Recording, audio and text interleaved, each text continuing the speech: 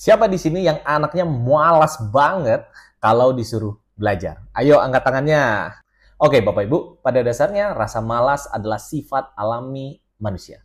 Otak manusia itu memang sifatnya mencari kesenangan dan menghindari sengsara.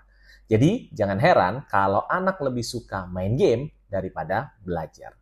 Ya, terima aja. Tapi pasti ada yang protes nih ya. Ya nggak bisa gitu dong, Mas. Kalau anak saya nggak belajar, ya gimana masa depannya? Gitu kan? Tenang dulu, tenang dulu. Nonton video ini sampai selesai karena saya akan jelaskan 3 langkah mengubah anak malas jadi rajin belajar.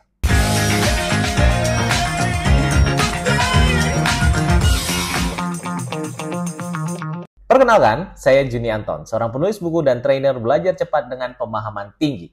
Tugas saya di sini adalah membantu anak Anda termotivasi belajar dan menjadi siswa berprestasi. Yang pertama, ajak anak buat goals jangka panjang. Anak malas belajar seringkali karena tidak tahu tujuannya. Mereka mungkin nggak ngomong sama Anda, buat apa sih baca buku, hafalin ini semuanya buat apa sih? Yang nggak ngomong kayak gitu. Tapi bukan berarti mereka sudah tahu tujuan mereka belajar dan sekolah. Oleh karena itu, ajak mereka buat goals dan target. Misalnya, mau masuk sekolah favorit, mau menjadi juara kelas, mau dapat beasiswa, dan lain sebagainya.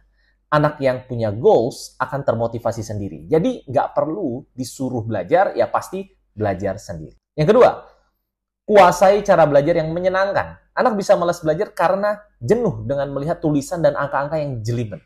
Ada tulisan banyak yang harus dihafalin, ada angka banyak yang harus dihitung dengan teliti. Nah, metode belajar yang salah akan membuat belajar menjadi berat dan membosankan.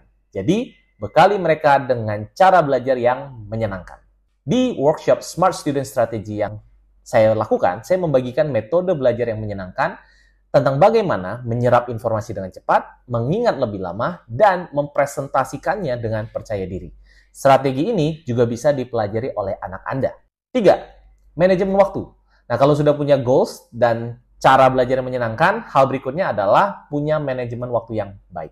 Tahu kapan waktu bermain dan kapan waktu untuk belajar. Cara termudah untuk manajemen waktu adalah buat perjanjian dengan anak Anda. Misalnya, kalau sudah selesai belajar, boleh main berapa menit. Atau ada jendela waktu bermain, misalnya bisa bermain pada jam dan hari tertentu.